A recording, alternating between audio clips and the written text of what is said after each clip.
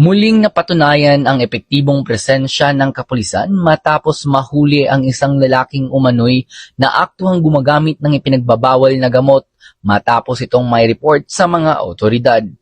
Nakuhanan di umano ito ng CCTV sa isang parking lot ng isang establishmento sa Legazpi City, kung kaya't agad na nilibot ng mga nakaposting pulis ang lugar na nagresulta sa pagkakahuli ng sospek na kinikinalang si alias Noy.